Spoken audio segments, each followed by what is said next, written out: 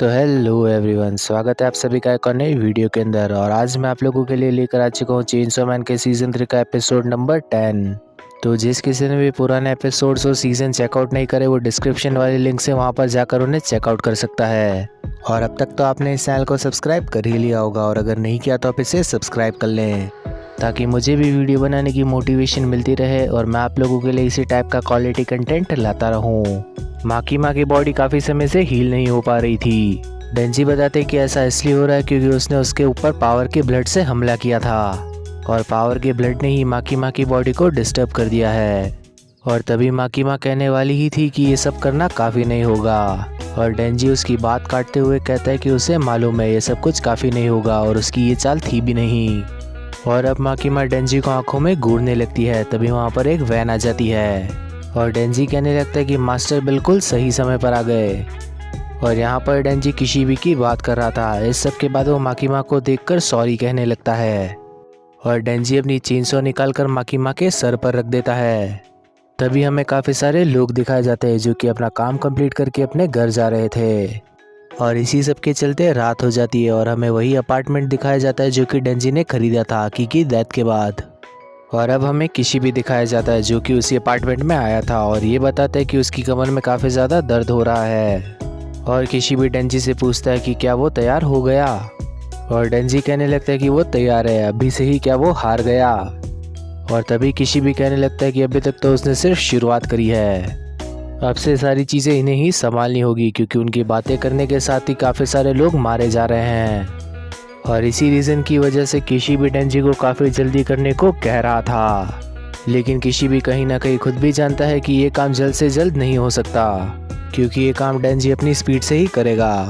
किशिबी अब डेंजी से कहने लगता है कि उसे नहीं लगता कि उसका ये तरीका माकीमा को सच में मार सकता है, लेकिन डेंजी बताता है कि ये आइडिया उसी का था और इस आइडिया के लिए वो पूरी तरह से जिम्मेदार होगा। और इस सब के साथ किशिबी वहाँ से जाने लगता है और डेंजी को कहते हुए जाता है कि वो कोशिश करे कि वो जिंदा बच जाए। और किशिबी जाते जाते ये भी कह जाता है कि आज तक वो जितने भी डेविल हंटर से मिला है उन सभी के अंदर से डेंजी ही इस जॉब के लिए परफेक्ट है। और अब किशिबी वहाँ से चला जाता है, लेकिन ये बात डेंजी को ज़रा भी समझ नहीं आई थी, इसीलिए वो कमरे में आने लगता है। कमरे में आने के साथ ही डेंजी को काफ़ी ज़ोरों की भूख लगने लग जाती है और अब डेंजी फ्रिज में कुछ खाने के लिए ढूंढने लगता है और कई सारे बॉक्सेस के अंदर से एक बॉक्स निकाल लेता है और कहने लगता है कि मिस माकीमा, मैं आपको हर समय ही पसंद किया करता हूँ, लेकिन मुझे प्रॉब्लम इस चीज़ से है कि आप किसी और इंसान पर ध्यान नहीं देती और जितने भी बेकसूर लोगों को माकीमा ने मारा है उस सब की सज़ा माकीमा को ज़रूर मिलेगी और साथ ही साथ कसूर डेंजी अपने सर पर भी ले लेगा। और दूसरी तरफ टेस्टी खाना बनकर तैयार था और यहाँ पर डेंजी सोच रहा था कि आखिर वो ये सब कुछ कैसे करेगा। डेंजी सोच रहा था कि उसे अपने आप को माकीमा के साथ बॉम्ब से उड़ा लेना चाहिए, लेकिन तभी उसे याद आता है कि फिजिकल अटैक का तो यहाँ पर माकीमा पर कोई असर ही नहीं होगा। डेंजी कहने लगता है कि उसे माकीमा के साथ अब एक होना होगा और खाना खाने की तैयारी करने लगता है।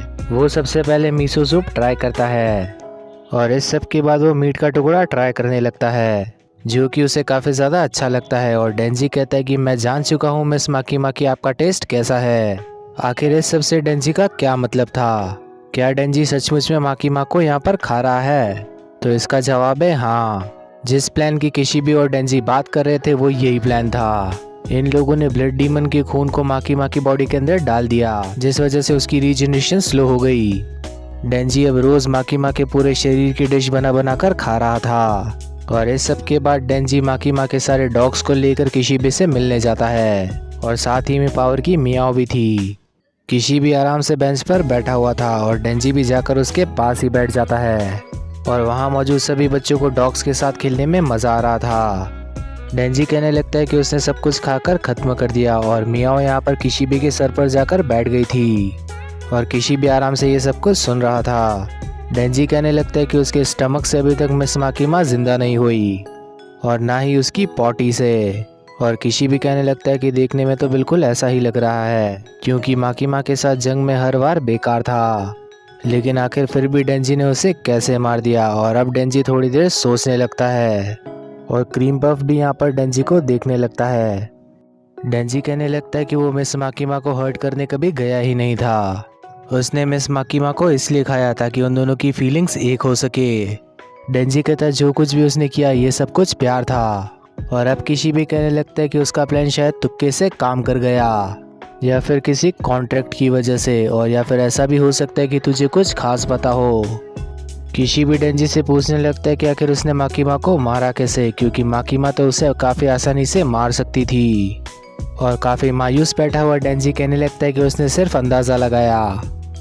डेंजी अब बताता है कि आज तक वो जितनी भी बार माकीमा के साथ घूमने निकला और जितनी भी बातें इन दोनों के बीच में हुई थी, इस सब से डेंजी को सिर्फ एक ही चीज़ पता चली कि माकीमा सामने वाले का पता उसकी खुशबू से लगाती है, और माकीमा को चेहरे याद नहीं रहते। इसीलिए डेंजी ने इस बार एक बाजी लगाई, और इससे उसे पता चला कि माकीमा तो शुरुआत से ही चेनसो मैन के पीछे थी, और उसने तो कभी डेंजी को देखा ही नहीं।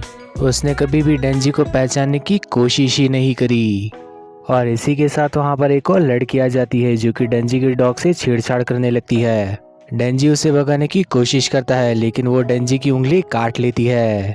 और उस बाइट के सहारे ही डेंजी यहाँ पर समझ चुका था कि ये बाइट तो मिस माकीमा की है। सीजन 1 का एपिसोड तो याद ही होगा आपको। इस लड़की की आंखें भी बिल्कुल माकीमा की ही तरह थी। और इसी के साथ किसी भी बताता है कि ये लड़की चाइना में पाई गई थी और मैं इसे उठाकर यहाँ पर लेकर आ गया। ये लड़की माकीमा नहीं है, बल्कि ये तो कंट्रोल डेविल है। किसी भी कहता है कि ये लड़की माकीमा नहीं है, और ना ही इसके पास माकीमा की कोई भी याद है। ये कोई दूसरी लड़की है जिसे मैं उठाकर लेकर आ गया, क्योंकि मैं इसे गवर्नमेंट को भी नहीं दे सकता था, क्योंकि अगर उसने ऐसा किया तो ये लड़की भी एक दिन माकीमा जैसी ही बन जाएगी। डेंजी बताता है कि अब वो और मीट नहीं खा सकता। किसी भी कहता है कि वो उसे मीट खाने को नहीं कह रहा है, बल्कि वो इस लड़की को डेंजी के पास छोड़ना चाहता है। वो खुद भी इस लड़की का ख्याल नहीं रख सकता, क्योंकि वो खुद बिजी रहता है। ये बात सुनते ही डेंजी का दिमाग हिल जाता है। इस सब के बाद डेंजी उस छोटी बच्ची को देखने लगता है, और तभी वो लड़की मुस्कुराते हुए डेंजी को डॉगी कहती है। डेंजी यही सोच रहा था कि सब कुछ भूल जाने के बाद भी उसे याद है कि डेंजी उसका डॉगी है। डेंजी फैसला करता है कि वो इसका ख्याल नहीं रखेगा, लेकिन तब तक तो किसी भी वहाँ से भाग चुका था। और इसी सब के साथ एपिसोड भी यहीं पर खत्म हो जाता है। तो अब आप लोगों को क्या लगता है कि क्या डेंजी इस लड़की की जिम्मेदारी निभा पाएगा? क्योंकि अगर ये लड़की फिर से बड़ी होकर मिस माकीमा ही जैसी बन गई तो डेंजी के लिए काफ़ी ज़्यादा परेशानी हो सकती है। और आखिर कंट्रोल डेविल का रहस्य क्या है, इस सब का जवाब हमें आने वाली वीडियोस के अंदर ही जल्दी मिल जाएगा। तो इस वीडियो को करना लाइक, चैनल को करना सब्सक्राइब और नोटिफिकेशन बेल को भी ऑन कर लेना, ताकि फ्यूचर में आने वाली वीडियोस की नोटिफिकेशन आप लोगों से मिस ना हो।